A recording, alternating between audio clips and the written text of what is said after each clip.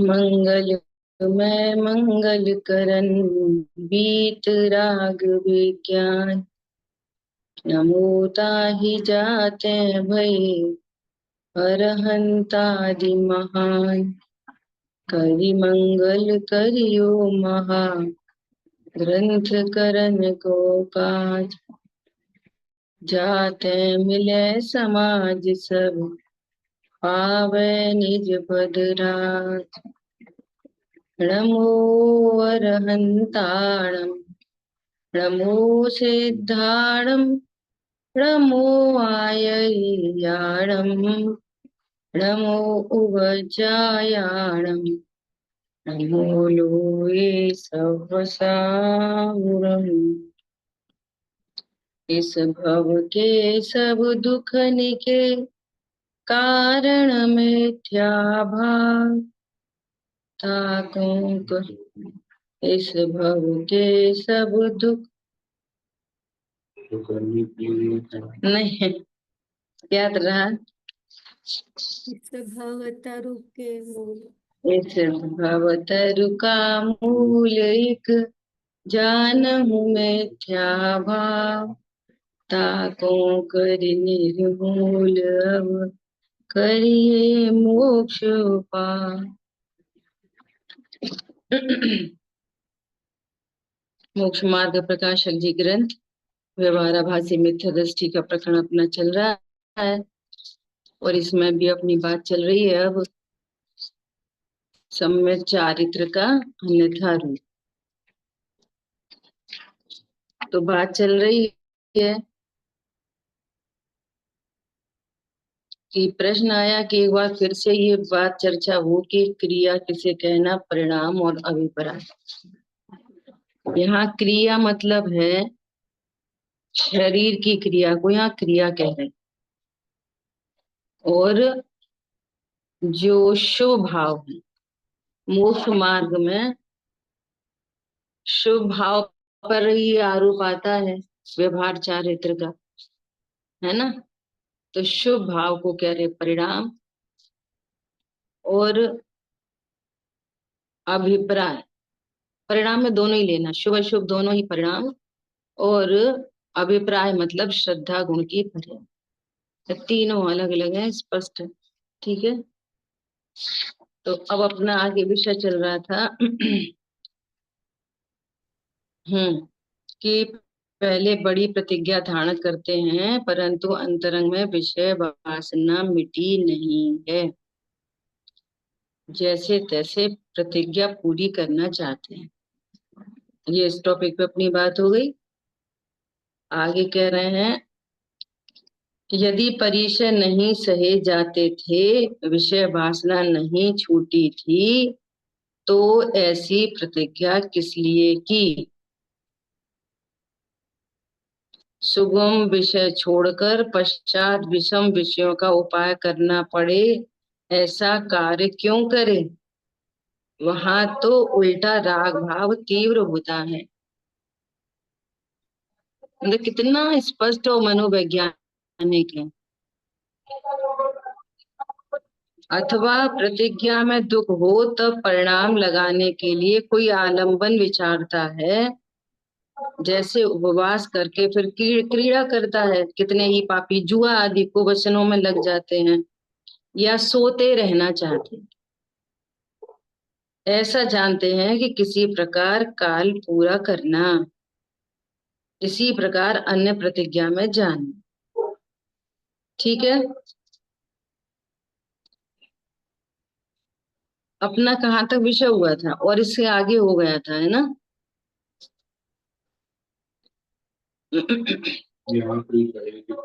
हाँ, कह रहे हैं पहले तो निर्विचार होकर प्रतिज्ञा करते हैं, पश्चात ऐसी दशा होती है। तो वहां प्रश्न ये कह रहे हैं कि तुम प्रतिज्ञा कर क्यों रहे हो, प्रतिज्ञा लेने का स्वरूप क्या है। कि पहले तत्व ज्ञान हो, फिर देखो आगे। हाँ, आगे ये टॉपिक हो गया था, कितनी सुंदर बात है। पहले तत्व ज्ञान हो, फिर शरीर के प्रति ममत्व तोड़ने के लिए शरीर से एकत्व बुद्धि तोड़ने के लिए प्रतिज्ञा करे। पर्पस क्या है प्रतिज्ञा का, है ना। और जो आप त्याग करना चाहते हो उसके दोष को पहचाने। उसमें यदि हम प्रतिज्ञा नहीं करेंगे तो क्या दोष लग रहा है हमको, और प्रतिज्ञा ले लेंगे तो हमें कौन से गुण प्रकट होंगे, है ना। ऐसा बारंबार विचार करें, तब प्रतिज्ञा लेनी चाहिए कि अरे इसमें तो अनंत काय की हिंसा है, ये हिंसा का पाप लगता है ना। और यदि ऐसा नहीं करेंगे तो हमारी देह के प्रति एकत्व बुद्धि टूटेगी, बाहर में भी, है ना। तत्व ज्ञान तो है ही है। तो इस पूर्वक प्रतिज्ञा की जाती है। और यदि आपने गुण दोष विचार किए हैं तो कभी भी प्रतिज्ञा का निरादर नहीं होता। फिर अब गुण और बढ़ाने चाहिए कि कम करने चाहिए, फिर गुणों की तो वृद्धि और होती है, तो परिणाम चढ़ते रहते हैं। ये खास बात है ना। ऐसी जैन धर्म की कामना है। अब देखो, यहाँ कोई कहे कि चांडाल आदि ने प्रतिज्ञा की, उसने इतना विचार कहाँ होता है, उनके इतना विचार कहाँ होता है चांडाल आदि को। तो अभी क्या कह रहे हैं समाधान, मरण पर्यंत कष्ट हो तो हो, परंतु प्रतिज्ञा नहीं छोड़ना। ऐसा विचार करके वे प्रतिज्ञा करते हैं। प्रतिज्ञा के प्रति निरादरपना नहीं होता। क्या बोला, एससीआर का एग्जाम्पल है, और उसे इतना सारा कुछ पता नहीं, है ना, गुण दोष पता नहीं, लेकिन उसने प्रतिज्ञा भंग नहीं की। क्यों नहीं की, गुरु के गुरु के सम्मान के लिए, गुरु के प्रति। गुरु ने ऐसा, गुरु का बहुत बहुमान है। अरे मुनिराज ने प्रतिज्ञा दिलाई थी, तो उसके फल में वो स्वर्ग आदि हो जाते हैं। जैसे उनकी भील की कहानी है, उन्हें भैया मांस छोड़ो, तो हम नहीं छोड़ सकते। कौए का मांस छोड़ सकते हैं, गणित लगाया, कौए का कौन खाता मांस, ठीक है कौए का मांस छोड़ दे रहे, है ना। और फिर कंडीशन बन गई वैसी, तो वैद्य ने बोला कि भाई तुम कौए का मांस खाना पड़ेगा। तो उसने क्या बोला, नहीं मैंने मुनिराज से प्रतिज्ञा ली है। तो बहुमान परिणामों में क्या क्या चल रहा है, मुनिराज का बहुमान। ख्याल में आई बात, मुनिराज का बहुमान चल रहा है, गुरु का बहुमान चल रहा है, और उसने नहीं खाया तो नहीं खाया। तो इसके बल पर ये स्वर्ग आदि चले जाते हैं। समझ आई बात, ऐसा। अब देखो, और सम्यक दृष्टि, बात सम्यक चारित्र की चल रही है ना। और सम्यक दृष्टि जो प्रतिज्ञा करते हैं सो तत्व ज्ञान आदि पूर्वक ही करते हैं। सम्यक दृष्टि प्रतिज्ञा करते हैं सो कैसे करते हैं, तत्व ज्ञान पूर्वक ही करते हैं। कैसे, तथा जिनके अंतरंग विरक्तता नहीं है और वह प्रतिज्ञा धारण करते हैं, तथा जिनके अंतरंग विरक्तता नहीं और बाह्य प्रतिज्ञा धारण करते हैं, वे प्रतिज्ञा के पहले और बाद में जिसकी प्रतिज्ञा करें उसमें अति आसक्त होकर लगते हैं। 10 लक्षण परवार हैं, 10 दिन के लिए अपन को हरी नहीं खानी है, या बाजार का नहीं खाना, या वैसा नहीं खाना, तो आज आज पहले खा लो और फिर बाद में खाएंगे। तो पहले और बाद में, तो उनमें क्या रहती है, अति आसक्तता रहती है। पर्पस नहीं समझ में आ रहा, प्रतिज्ञा का पर्पस क्या है। तो प्रतिज्ञा तो इसलिए ले रहे, सब लेते हैं, कुछ धर्म हो जाएगा, प्रतिज्ञा लेने से कुछ धर्म हो जाएगा, कुछ तो हो ही जाएगा ना, कुछ तो भी। अच्छा कषाय जितने दिन मंद रहेंगी उतने दिन मंद तो रहेंगी कषाय, तो कषाय, फिर वही वाली बात, अविरमण और परिणम। अविरमण में तो पूरा है, और मान लिया कषाय अनंतानुबंधी ही मंद है, तो मंद कषाय तो कर्म काटने में समर्थ नहीं है। मंद कषाय तो कर्म रेखा कटेगी नहीं, तो मोक्ष मार्ग तो तुम्हें हुआ है, ऐसा।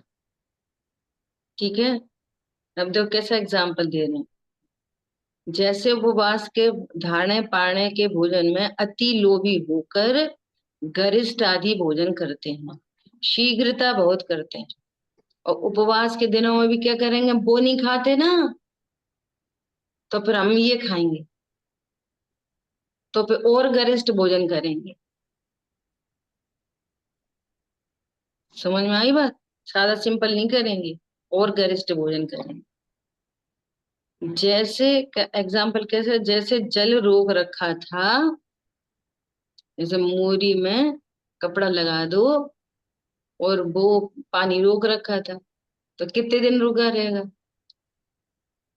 फिर जब वो कपड़ा हटाओगे ना, तो फिर वो और प्रेशर से बाहर निकलेगा पानी धड़ाधड़।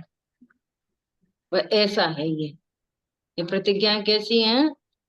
जैसे जल को रोक रखा था, जब वो छूटा तभी बहुत प्रवाह चलने लगा। उसी प्रकार प्रतिज्ञा द्वारा विषय वृत्ति रोक रखी थी, अंतरंग आसक्ति बढ़ती गई, और प्रतिज्ञा पूर्ण होते ही अत्यंत विषय वृत्ति होने लगी। ये सब में लगाना, हिंसा, झूठ, चोरी, कुशील, परिग्रह, सब में लगाना। कुशील में भी ऐसे ही लगाना। अब 10 दिन का हमारा ब्रह्मचर्य का त्याग है, और फिर 10 दिन के बाद ही अब ब्रह्म चालू। क्यों? गुण दोष पता नहीं ना, प्रतिज्ञा तो बढ़ती जानी चाहिए। तुमको ब्रह्मचर्य लेने पर ब्रह्म स्वरूप का आनंद हुआ, तो अब आनंद चाहते हो कि दुख चाहते हो? तो आनंद की तो वृद्धि होनी चाहिए थी। ख्याल में आई बात? ऐसा सब ये, जैसे ये भोजन आदि को लेके बात चल रही है ना, इस चीज घटित करनी पड़ेगी पांचों पाप में, अकेले भोजन संबंधी बात नहीं है। वो सरल है तो उधर से एग्जाम्पल दे रहे हैं। जैसे हिंसा में, झूठ में, कुशील में, सब में लगेगी, परिग्रह में, सब में लगेगी बात, है ना? तभी क्या बोल रहे हैं? अंतरंग आसक्ति बढ़ती गई और प्रतिज्ञा पूर्ण होते ही अत्यंत विषय वृत्ति होने लगी। सो प्रतिज्ञा के काल में विषय वासना मिटी नहीं, इसलिए तो होने लगी, है ना? आगे पीछे उसके बदले अधिक राग किया, सो फल तो राग भाव मिटने से होगा। फल किसका लगेगा? राग भाव मिटे तो उसका फल लगेगा। राग तो मिटा नहीं, भाई क्रियाएं हो गई, और अज्ञानी को बोलेंगे तूने की, ऐसी क्रियाएं की, वास्तव में वो भी हुई हैं, तो कर्ता मान रहा है बस। ख्याल में आई बात? ऐसा। इसलिए इसलिए जितनी विरक्ति हुई हो उतनी प्रतिज्ञा करना, फॉर एवर करना, नहीं बन सके थोड़ी थोड़ी करना। प्रतिज्ञा से तो लाभ होता है ना। जैसे मान लिया हमने बाहर जाने का त्याग किया, कि भाई हम बाहर नहीं जाए, तो उतना लाभ हुआ ना। पैकिंग करो, रखो, ले जाओ, आओ, दे विकल्प, इतने कितने विकल्पों से शांत होता है चित्त। अब जब तुमने त्याग ही किया, उन्ना में बुलाया नहीं, उन्ना में बुलाया नहीं, तो अच्छी तो बात है, त्याग ही किया हमने जब। ख्याल में आ रही बात? अब ये शल्य कैसी है, व्यर्थ की। समझ आई बात? उनमें भी विचार करना चाहिए, इसमें भी। एक तो होता है, एक त्याग तो होता है कि उस संबंधी विरक्तता पूर्वक, और एक त्याग ऐसा भी हो जाता है त्यागाभास, कि अब वो आकुलता सही नहीं जाती ना। अरे अब कौन पहने, कौन ओढ़े, फिर वहां ऐसे करो, फिर ऐसा करो, ऐसे भी हो जाता है। जैसे बहुत लोग धन कमाना छोड़ देते हैं ना, तो एक तो है कि भैया ये अपना जितना जीवन है उतना लाख पूरा हो गया, बात खत्म, है ना। तो उन्होंने धन कमाना छोड़ दिया। एक क्या, अब कौन जाए कौन करे, इतनी आकुलता है बहुत, तो आकुलता के भय से छोड़ा, लेकिन धन के प्रति आसक्ति नहीं गई अंदर। और समझ में आ रहा है दोनों में कितना फर्क है। तो बात तो उसे डिटैचमेंट की है, तुमको डिटैचमेंट कितना हुआ, ये वाली बात। अभी भी मौका लगे तो हमें बहुत सारा घूमना है, मौका लगे तो, लेकिन आकुलता है तो कौन जाए। तो एक है कि अरे कण कण को जी भर भर देखा, मुझको न मिली सुख की रेखा। समझ में आई बात, दोनों में कितना अंतर है। इधर से त्यागी ये भी दिखेगा, इधर से त्यागी वो भी दिखेगा। बात क्या है, अंतरंग की बात है, तत्व ज्ञान की। ख्याल में आ रही है बात। तो वो बार बार ये कह रहे, तुम ये बताओ तुम प्रतिज्ञा ले क्यों रहे, क्यों लगाओ पीछे। तो अभिप्राय निकल के आएगा। क्या बोला, हम ये चीज छोड़ रहे, तो क्यों छोड़ रहे। तो अब एक बात है, अरे कुछ कुछ तो धर्म होएगा ही ना, कुछ तो भी तो हो ही जाएगा ना, कुछ तो थोड़ा बहुत। बोलो, आने पाने जो कुछ भी है ये सब करेंगे तो धारणे, तो कुछ तो फायदा होएगा ना। खाने से क्या फायदा, तो नहीं खाएंगे तो फायदा वो होएगा। अनंतानुबंधी की मंद कषाय, मंद कषाय नहीं है, वो पाप ही है। चार में से तीन कम हो तो फायदा है। और सो भी ये पर्याय की बात चली है, ध्यान रखना। तत्व ज्ञान कर रहे हैं ना अपन, सो भी उन पर्यायों को फायदा है जिन पर्याय में दुख था। मुझे कोई आयदा फायदा नहीं, मैं परिपूर्ण हूं। क्या बोला, मुझे क्या फायदा। अभी भी सच बताएं, अभी भी ये बात चित्त में बैठती नहीं है लोगों को। और अपन ने भी बहुत फाइट करी है इस पर, बहुत। वो मोह मेरा कुछ नहीं, उपयोग केवल एक। अरे मोह मिटाने के लिए तो कह रहे हैं, ऐसे कैसे। मोह मिटेगा तभी तो है, मोह मिटेगा तभी तो है। ये कहेंगे कि तू परिपूर्ण जानेगा तभी तो मिटेगा। तो हम मोह मिटाने के लिए तो पूरी प्रोसेस कर रहे हैं। तो वो पर्याय दृष्टि छूटती नहीं है। ख्याल में आ रही है बात। ये ध्रुव दृष्टि है तो वो पड़ा मोह, ऐसी बात। ख्याल में आ रही बात। ये जैसी ये पर्याय सापेक्ष बात होगी ना, तो तुरंत तुरंत इनमें हाँ और ना पड़ने लगेगी, और फिर ध्रुव छूट जाएगा।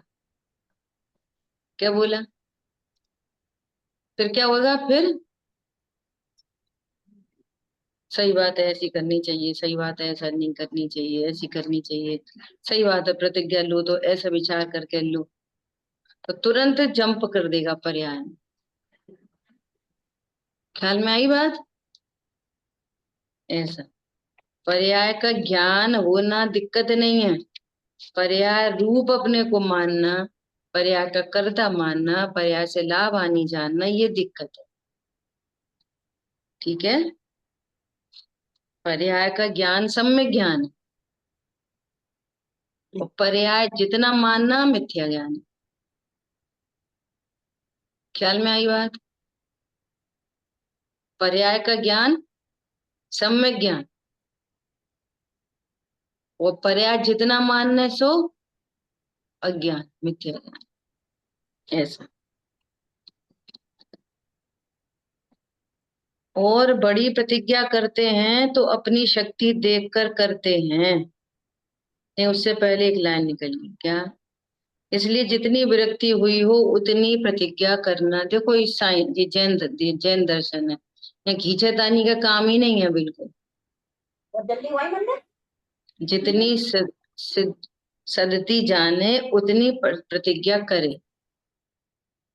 तो अपनी शक्ति, महामुनि भी थोड़ी प्रतिज्ञा करके फिर आहार आदि में उछट उछटी कमी करते हैं। क्या करते हैं? उसमें भी कमी करते हैं। पंडित साहब बोलते थे ऐसा कि अशुद्ध भोजन तो हम नहीं करते, तो शुद्ध तो करते हैं ना, कोई दिक्कत नहीं, शुद्ध तो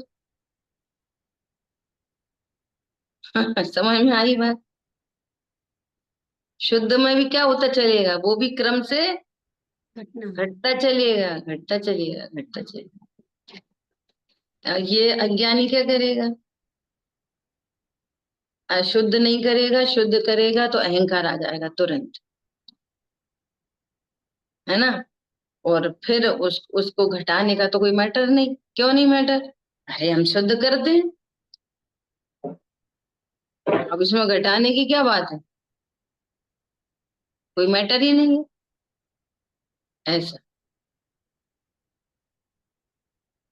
तो अपनी शक्ति देखकर करते हैं, और बड़ी प्रतिज्ञा करते हैं तो अपनी शक्ति को देखकर करते हैं। कहते हैं ना, पड़ोसी का भी ज्ञान रहता है, शरीर की क्या कंडीशन है अभी, इस शरीर की कंडीशन कैसी बन रही है।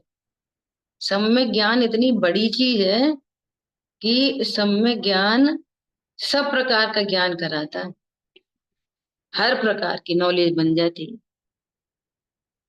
कितनी बार ऐसा लगता है कि केवल ज्ञान में सब कुछ झलकता हो बिना इंद्रियों के, तो कौन सी बड़ी बात है। भाषित होती है चीज। किसी को अवधि ज्ञान हो, मन पर्य ज्ञान हो, तो कौन सी बड़ी बात है। वर्तमान के लक्षण से भविष्य का ज्ञान हो जाता है सम्यक ज्ञान होने पर, हर छोटी बड़ी चीजों का। अदर देन तत्व ज्ञान, लौकिक चीजों का भी सच्चा ज्ञान होता है। ख्याल में आ रही बात? इसके फल अच्छे आएंगे कि नहीं आएंगे, इसके फल अच्छे आएंगे, ऐसा होता है सम्यक ज्ञान।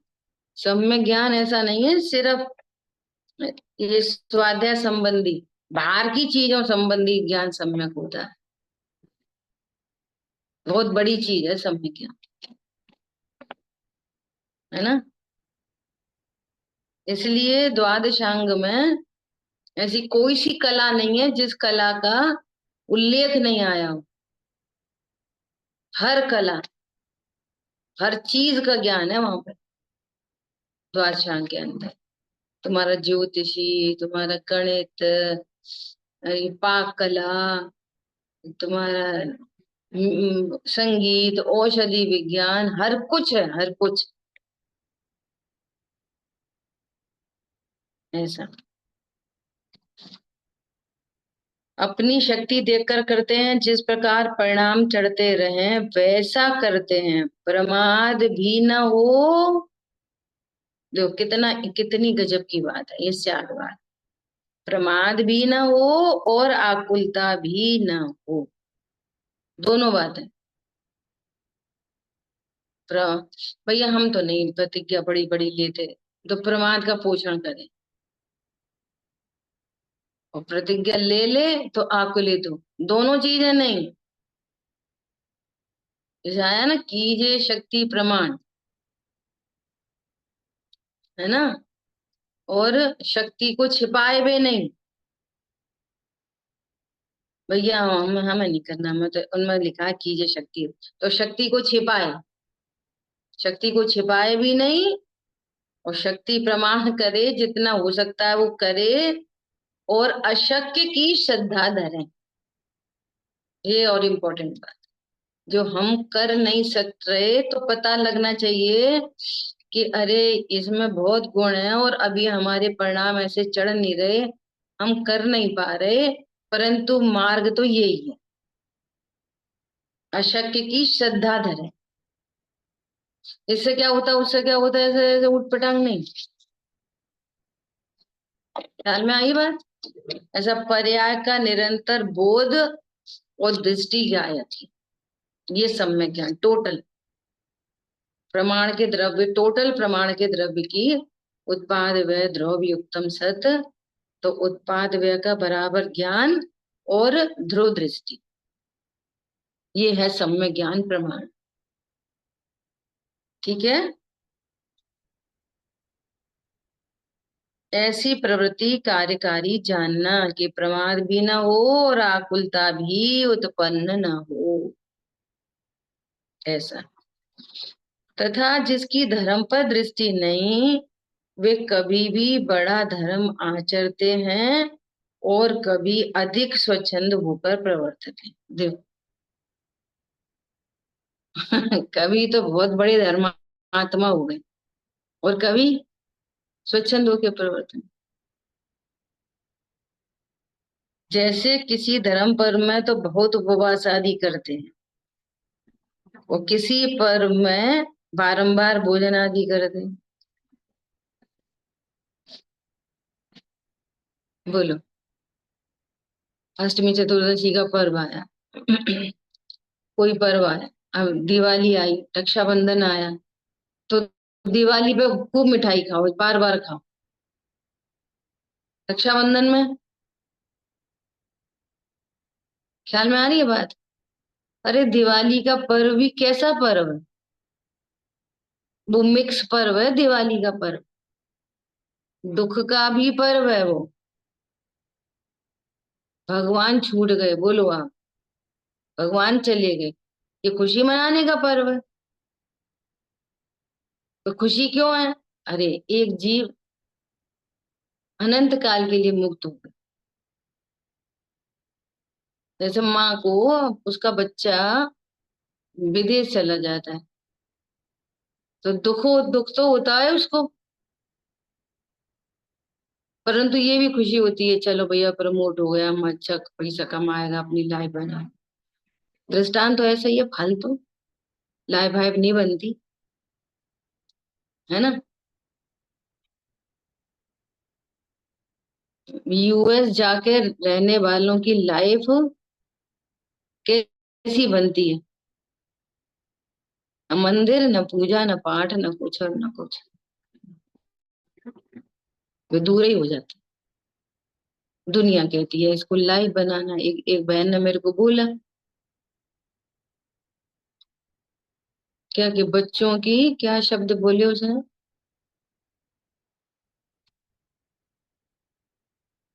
उनके बेहतर करने के लिए तो क्या उन्हें नहीं भेजा, तो पहले तुम ये नक्की करो कि बेहतर क्या चीज होती है। उसने कोई टर्म बोला था पर्टिकुलर, डेवलपमेंट के लिए। हाँ, बच्चों के डेवलपमेंट के लिए। तो बच्चों का डेवलपमेंट वहां पे हो रहे हैं, तो तुम मुनिराज को क्या समझते, अनडेवलप्ड? नक्की करो, उनके पास तो कुछ भी नहीं है। फिर मुनिराज को अर्घ कैसे चढ़ाते, डमोलो सब सगुणम कैसे बोलते? डिप्लोमेटिक लाइफ चलती रहती है।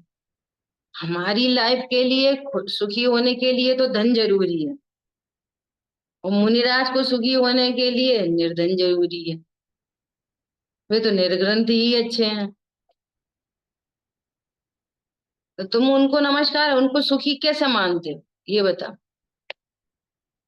यही यही अशक्य की श्रद्धा धर है। अरे सुखी होने का मार्ग तो यही है, ये अशक्य की श्रद्धा करे। अभी हमसे बन नहीं रही, तो मैं धन कमाने का परिणाम है, लेकिन धन से सुखी नहीं हो। समझ में आ रही बात? तो बात क्या चल रही थी, दिवाली का पर्व कैसा है, खुशी मनाने का। तो वैसे वो खुश भी होती है ना माँ, चलो, ये अपना कुछ अच्छा करेगा।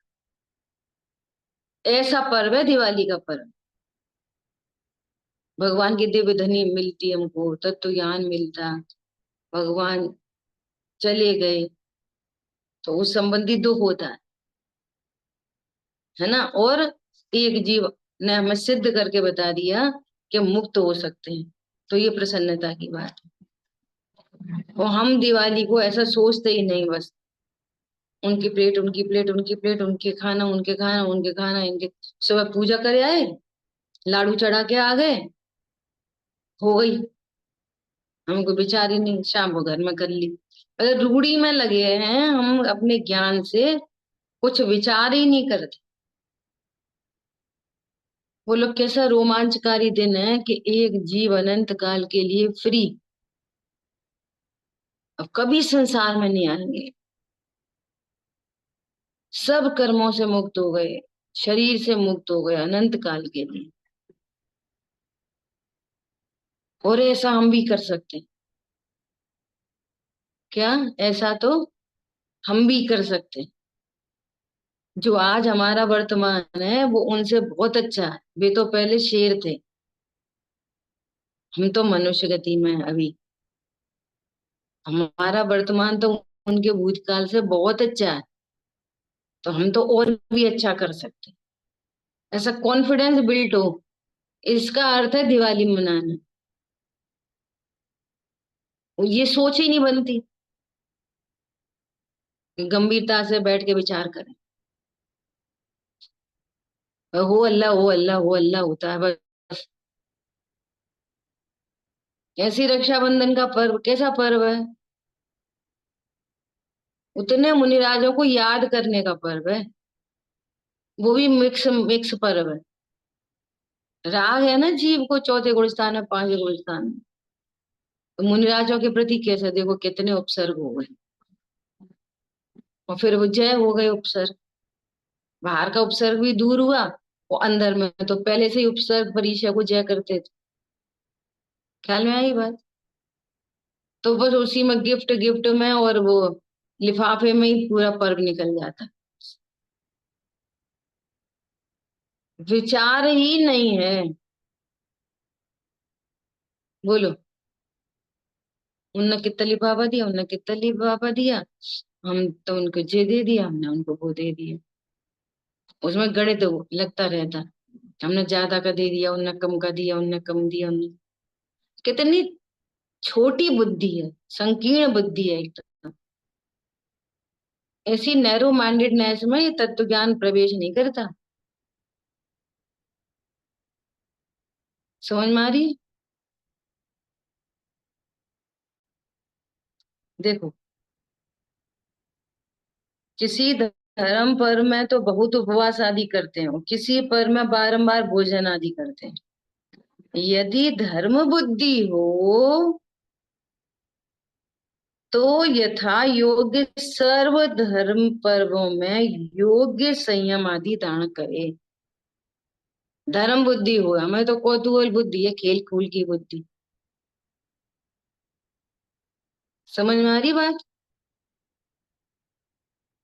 जैसा अष्टमी चतुर्दशी का पर्व है, वैसे ही जन्म कल्याणक का पर्व है, वैसे ही मोक्ष कल्याणक का पर्व है। क्यों? धर्म बुद्धि है ना। सारे पर्व कैसे माने? धर्म बुद्धि से। क्यों? वे पर्व हमको हमारी याद दिलाते, वे पर्व संयम के लिए हैं, वे पर्व रत्नत्र की वृद्धि के लिए हैं, वे पर्व, सारे ही पर्व। पर्व का अर्थ होता है जुड़ना।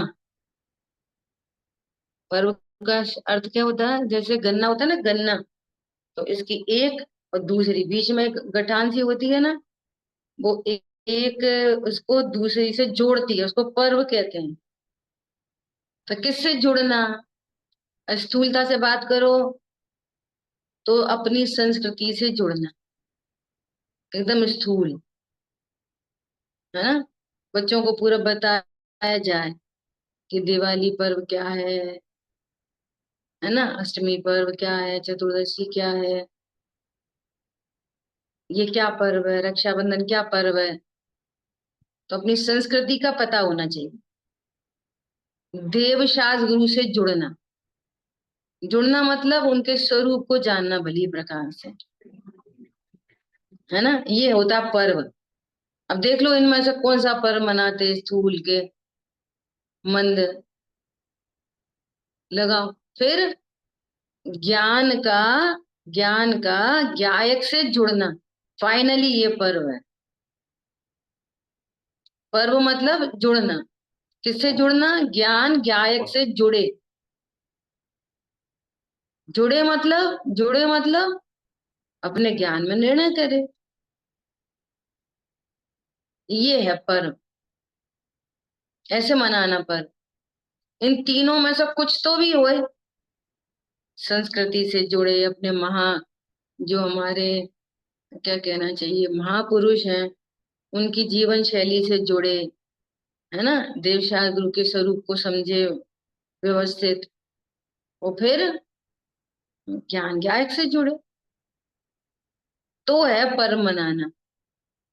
और मैं तीन धर्म बुद्धि नहीं है, तो हमारे ज्ञान में तीनों ही चीजें नहीं है, और बस खाना पीना को और कूदना हो, ये सब बस हो गए, लेना देना बस। ख्याल में आ रही बात? कहने का मतलब है कि अपने जीवन का कोई लक्ष्य होना चाहिए। हम इतनी स्वाध्याय कर रहे हैं तो क्या होना चाहिए, जीवन का लक्ष्य बन जाना चाहिए, पर्पस ऑफ द लाइफ। क्या है लाइफ का पर्पस,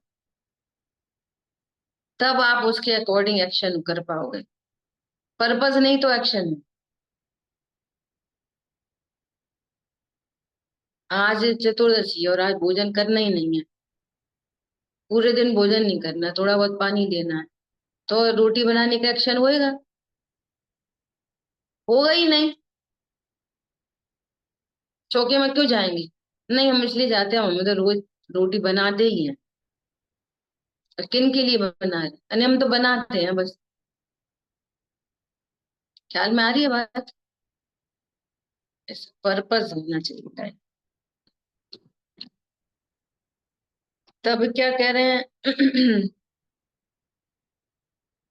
यदि धर्म बुद्धि हो तो यथा योग्य सर्व धर्म पर्वों में योग्य संयमादि धारण करे, तथा कभी तो किसी धर्म कार्य में बहुत धन खर्च करते हैं, और कभी कोई धर्म कार्य आ पहुंचा हो तब भी वहां थोड़ा भी धन खर्च नहीं करते। सो धर्म बुद्धि हो तो यथाशक्ति यथा योग्य सभी धर्म कार्यों में धर्म खर्चते रहें। इसी प्रकार अन्य जानना, किसी जगह ज्यादा धन लगाएंगे, किसी जगह कम धन लगाएं, कभी कुछ कुछ भी नहीं लगाए। यथा योग्य प्रवर्तन, ठीक है, मतलब ये इन्होंने धन की बात कर दी ना, ऊपर खाने पीने से रिलेटेड की, तो वही मतलब है कि पांचों पापों में, ये सारी बात है, पांचों पाप में लगेंगे। कुल मिला के पाप प्रवृत्तियां घटती रहें, घटती जाए, घटती, ऐसा नहीं कभी घट गई कभी बहुत बढ़ गई, ऐसा नहीं। ख्याल में आई बात? तथा जिनके सच्चा धर्म साधन नहीं है, वे कोई क्रिया तो बहुत बड़ी अंगीकार करते हैं, और कोई कोई हीन क्रिया करते हैं। एक तरफ तो उपवास करेंगे और एक तरफ बाजार का खाएंगे, कोई क्रिया बड़ी हो गई और कोई क्रिया छोटी हो गई, इतनी हीन हो गई। तो उपवास में क्या कर रहा था, समझ में आ रही है बात? क्रम क्रम, सब बात का क्रम है। जैसे धनादि का तो त्याग किया, और अच्छा भोजन, अच्छे वस्त्र इत्यादि विषयों में विशेष प्रवृत्त है, तथा कोई जामा पहनना, स्त्री सेवन करना इत्यादि का तो त्याग करके धर्मात्मा पना प्रकट करते हैं, और पश्चात खोटे व्यापार आदि कार्य करते हैं, लोक निंद पाप क्रिया में प्रवर्तित है। भाई साहब तो बहुत कह रहे हैं, बहुत कह रहे हैं। क्या कह रहे हैं? तुमने ब्रह्मचर्य धारण किया और मोबाइल में लगे। मोबाइल तो ऐसी खतरनाक चीज हो गई कि बस। अब ब्रह्मचर्य ले लिया, अब दूसरे काम तो करने नहीं है, तो अब क्या करें? सट्टेबाजी करो, वो क्या करो? पैसा कमाना है, यहाँ लगा दो, वहां लगा दो, वहां लगा दो। फिर पैसे की हानि हो गई तो अब दुखी हो रहे। तो भैया ब्रह्मचर्य काट लिए लिया था,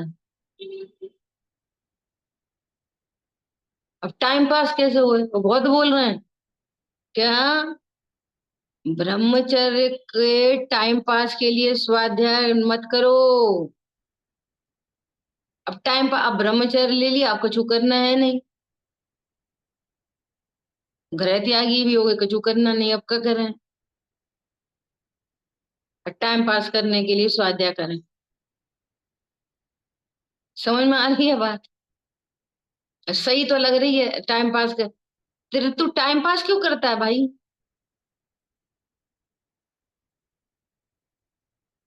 टाइम पास करना है तो स्वाध्याय कर।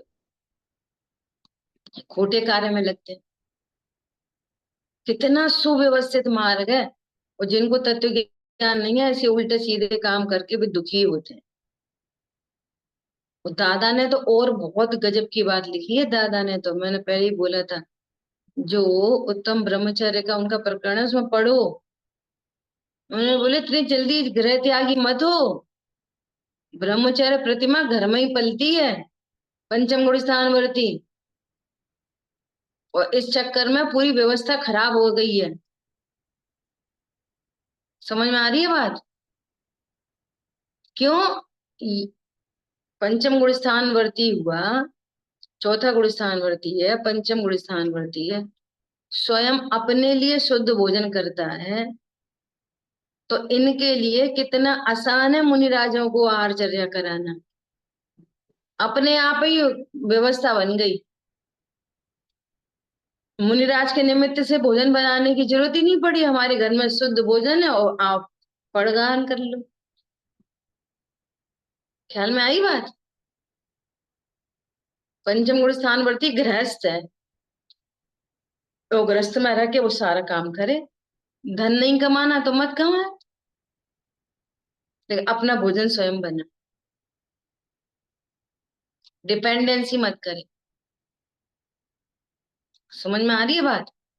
आज वे खुद अपना भोजन नहीं बनाए और वे खुद डिपेंडेंट हो गए गृहस्थों पे। वो गृहस्थ तो त्रस्त हैं। अब मुनिराज का आहार कहाँ से हो? तो मुनिराज का आहार मुनिराज के निमित्त से होने लग गए। समझ में आई बात? ये व्यवस्था बिगड़ ऐसे बिगड़ी है। स्वयं संयमी हो, घर में ही रह के संयमी हो, और फिर संयमी जीवों के आहार का निमित्त बन जाए। अब गृहस्थ के अंदर ही गृहस्थ को आहार कराना मुश्किल पड़ गई है, क्योंकि गृहस्थ ही गृह त्यागी हो गए। ख्याल में आई बात?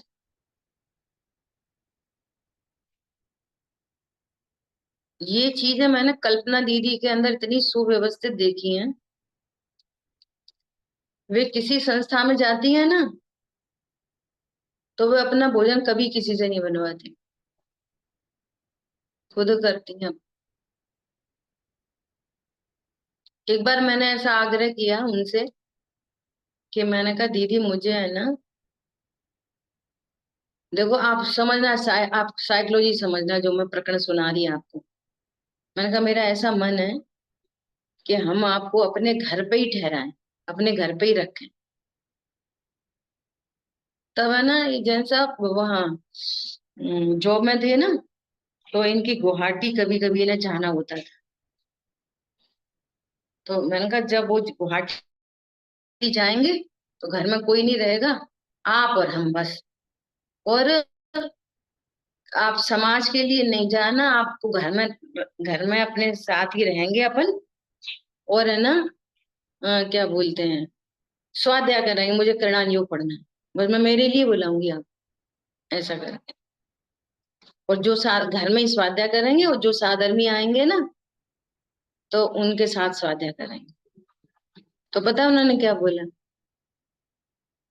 कि जो साधर्मी स्वाध्याय सुनने आएंगे, वे साधर्मी यदि आपकी भोजन में मदद करें तो हम आएंगे।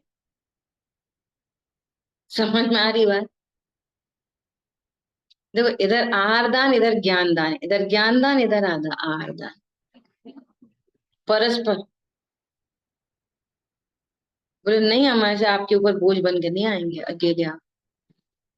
अगर 10 लोग आपके आपके यहाँ स्वाध्याय सुनने आएंगे, तो 10 के 10 में से 1 बाई 1 करके वे अगर भोजन में मदद करें तो हम आए। ऐसी उन्होंने शर्त रखी। अब जैसे भी मंगलायतन रह रही, और आप उनसे एक्स्ट्रा टाइम मांगो, वे आपको 1 सेकंड नहीं देंगी अपना। वो कहेंगी कि हम अगर संस्था में रह रहे हैं, और संस्था हमारी रहने की भी व्यवस्था कर रही है, तो हम अपनी समय शक्ति उतना संस्था को लाभ देंगे, समय की बर्बादी नहीं करेंगे। और आपके लिए समय कौन सा है? आपके लिए समय वो है जो हम स्वाध्याय कराते हैं। आपको कुछ पूछना है तो वहां स्वाध्याय में पूछो। समझ में आ रही है बात? इतनी व्यवस्थित दिनचर्या है उनकी,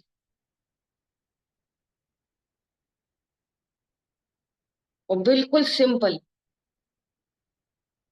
जो जीवन के बोले कि हम किसी और के लिए अपने शठ आवश्यक थोड़ी उसमें करेंगे। तुम्हें हमने आधा घंटे का टाइम दिया, हमारा कोई आवश्यक रह गया, हम क्यों करेंगे तुम्हारे लिए? क्लियर कट बोलती हैं। उनका ऐसे ही रहता है कि जितने लोग स्वाध्याय सुनने आए, जैसे यहाँ पे भी, तो किसी एक के यहाँ नहीं, घर घर भोजन हो। ये वाली बात भाई जी बोल रहे हैं, घर घर आहार हो। घर घर क्यों घर घर हो? उसमें उसमें डबल डबल फायदा है, कि जिसके घर में आहार बनेगा, तो अभी तो वो देखा देखी करेगा। अभी इसके पास सामग्री नहीं है, तो वो किसी से ले लो आके, कैसे भी करके काम कर लेगा। बाद में अगर उसके परिणाम चढ़े, तो वो स्वयं ही शुद्ध भोजन करने लग जाए। उसको पता तो चले कि हमारा हमारे संस्कृति कैसी है। और हमारे साथ ऐसे ही हुआ, कराते कराते अपना जीवन सुधरता है। ऐसा पहले कुछ भी नहीं था, सामग्री नहीं होती थी, तो सब मदद करते। तो हमारे यहाँ से घी ले लो, हमारे यहाँ से तेल ले लो, शुद्ध तेल हमारे यहाँ, हमारे पास होती है। अपना थोड़े से गेहूं धो लिए, थोड़े से मसाले धो लिए, और काम कर लिए। बाद में लगा नहीं, अपन को ही करना चाहिए। तो एक एक घर में संस्कृति पड़ती है ऐसी। ख्याल में आ रही है बात? ऐसा कह रहे हैं यहाँ पे।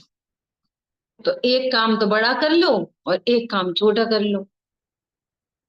और तुम धर्मात्मा बन गए, तो तुमने जामा पहन लिया, कुर्ता पजामा, और स्त्री सेवन छोड़ दिया, और धर्मात्मापना प्रकट कर दिया, और पश्चात खोटे व्यापार आदि कार्यों में लग गए। लोक निंद पाप प्रवृत्तियों में प्रवृत्ते हैं। विचार करो। इसी प्रकार कोई अति उच्च, और कोई क्रिया अति नीची करते हैं। लोग में हम हंसी के पात्र होते हैं फिर, और क्या करें? वहां लोक निंद होकर धर्म की हंसी कराते हैं कि देखो, अमुक धर्मात्मा ऐसे कार्य करता। जैसे कोई पुरुष एक वस्त्र तो अति उत्तम पहने, और एक वस्त्र अति हीन पहने, तो हंसी ही होती है। उसी प्रकार यह भी हंसी को प्राप्त होता है। शर्ट पहन ली अच्छी, और पैंट पहन ली गंदी। शर्ट पहन ली अच्छी, पैंट पहन ली फटी। आजकल तो पागलपन का कोई ठिकाने नहीं है। फटी पैंट का फैशन है, गजब हो। और लोग इतने पागल हैं, मतलब हम बाजार से खरीद के ला रहे फटी, वो फैशन है।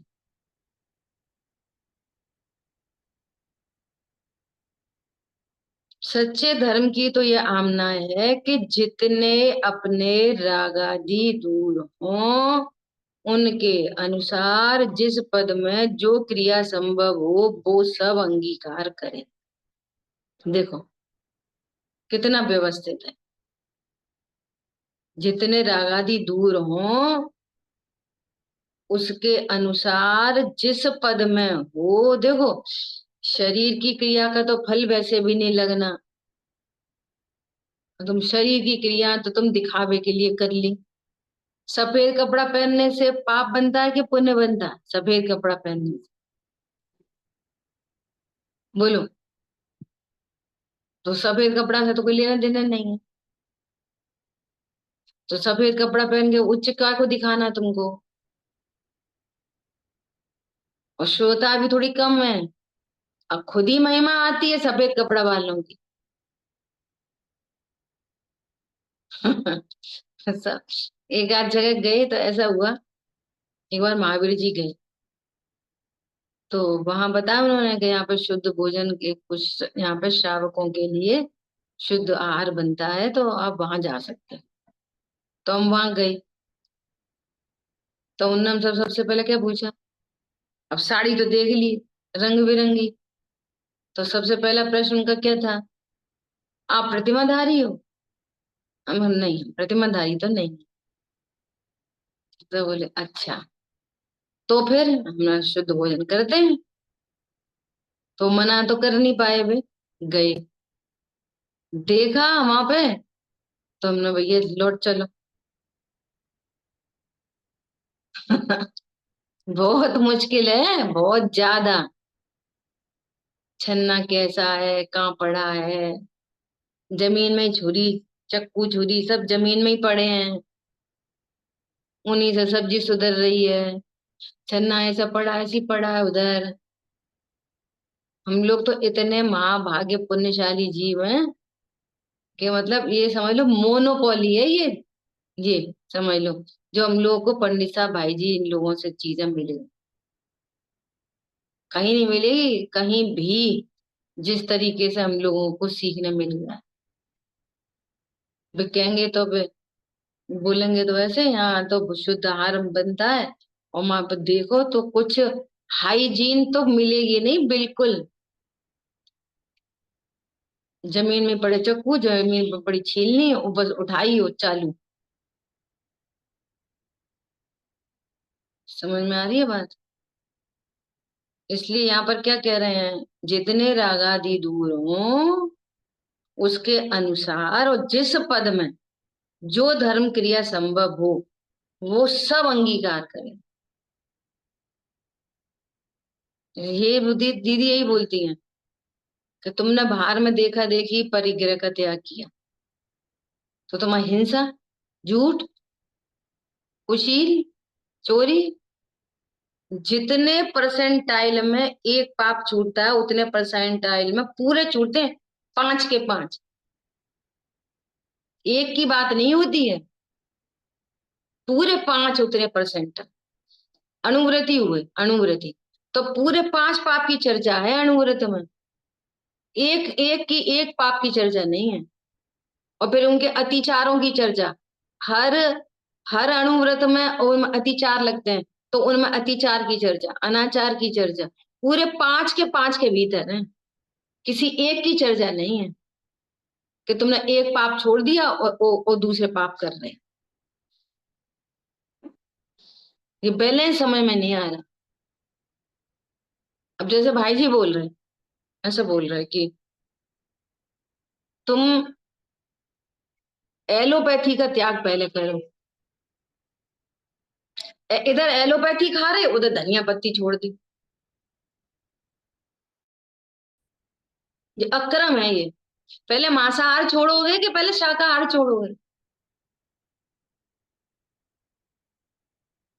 समझ में आ रही बात? इधर एलोपैथी खाते हैं, इधर धनिया छोड़ दिया हमने। तो तू धनिया छोड़ दे, थोड़ी करे धनिया खा। ये थोड़ी किसी से बोल रहे हैं तुम धनिया खाओ। तो धनिया छोड़ने से पहले एलोपैथी का त्याग कर। ख्याल में आ रही बात? तो हम तो पहले से धनिया खाते नहीं थे, उनने कही तो हम खाने लगे। काय को खाने लगे? मत खानी थी, एलोपैथी छोड़नी थी। सो एलोपैथी छोड़ी नहीं, वे धनिया खाते तो हम भी धनिया खाने लगे। ये कौन सी बुद्धिमानी हुई? नहीं आई समझ में? अब गुरुजी खाते तो हम भी खा। अरे गुरुजी के औदिक भाव थोड़ी कॉपी करने के लिए होते हैं। हो सकती है उन किसी में कोई अशक्य था, तो वो खाते हम भी खाएं, वो पीते हम भी पीते। ऐसे नहीं करना। ये तो एब्सेंट माइंडेडनेस की बातें हैं सारी की सारी, बेवकूफी की। ऐसा समझ में आई बात? देखो इसमें भी रहस्य बताऊं मैं। क्या हुआ, हर चीज सीखने मिलती है ना। ये चर्चित भैया और एक और कोई थे, उनका भोजन घर पे हुआ, भोजन है ना।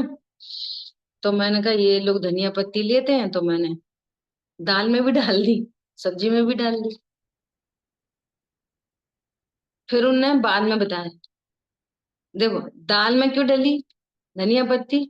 डेकोरेशन के लिए, है ना। सब्जी में क्यों डली? थोड़ा सा स्वाद एनहेंस होता है, थोड़ा सा डेकोरेट अच्छी लगती है। तो उन्होंने मना किया बाद में। क्या मना किया?